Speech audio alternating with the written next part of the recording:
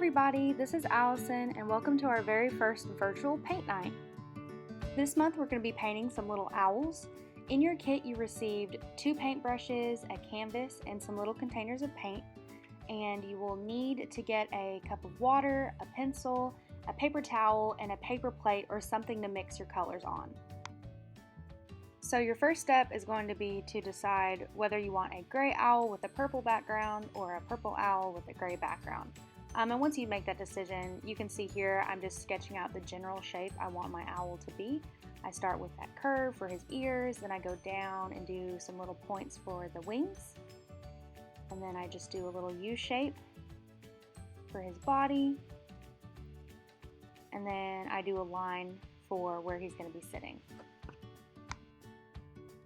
The next thing I did was mix up the shade of purple I wanted for the background.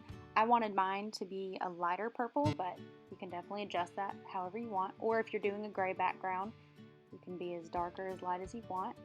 And here I'm just going around the shape that I sketched out for my owl. It's totally fine if you go over the lines. We'll definitely clean that up later. And after I did around the owl shape, I just did the edges of my canvas.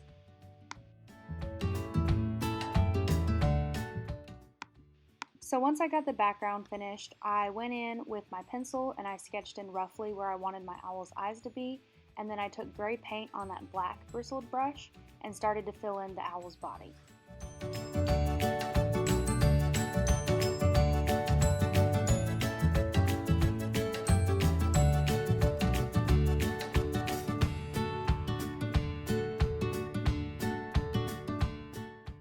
As I'm moving on to the pointed ear part of my owl, I was having a little bit of a hard time getting a precise line with the brush I was using.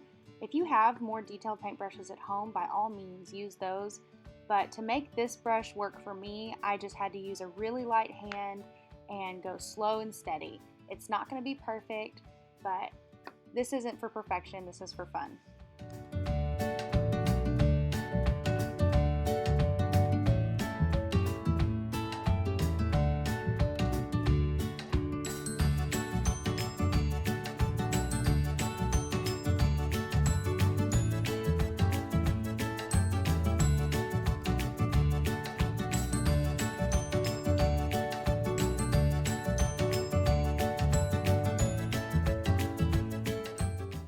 As you can see, we ended up all kinds of outside the lines, but we will clean that up later.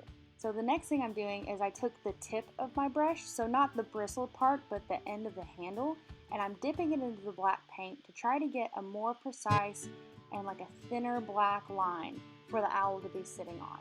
By all means, you could try to use the bristle. This just ended up working out better for me, doing the small details with just the end of the brush. And always make sure you wipe it off before you use the brush again, or else you'll get paint everywhere. Ideally, I would have let the owl's body dry before I started on the eyelids, but just for the sake of the time I had while I was filming, I had to work with wet paint on wet paint. It was not fun. When you're doing this at home, definitely make sure that this layer is dry before you go in. Save yourself a lot of hassle, because I was struggling.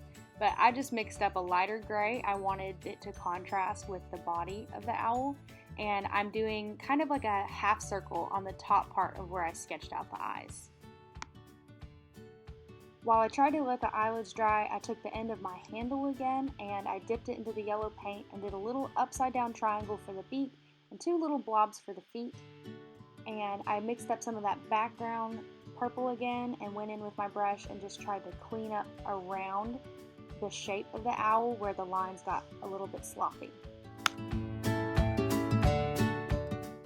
At this point, I'm just taking the black bristled brush and the white paint and cleaning up the shape where the eyeball is. I'm just covering up where maybe the gray paint got kind of sloppy or a pencil line is still showing through, and he's starting to look like an owl.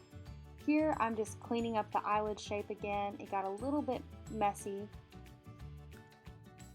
So I used the tip of my brush handle to finish the final details on this painting. I used that light gray I used for the eyelid, and I did a few little strokes to add some detail to the ears and the belly of my owl. And I wiped the gray paint off, and then I went in with the black paint and the tip of the brush end, and I did a little I guess, eyeliner for the owl.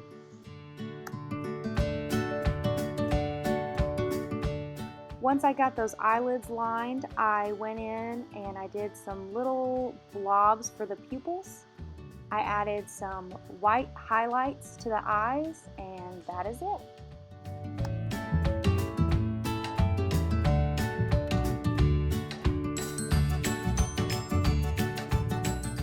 Now, whether you decided to paint a gray owl with a purple background or a purple owl with a gray background, I hope you enjoyed this virtual paint night.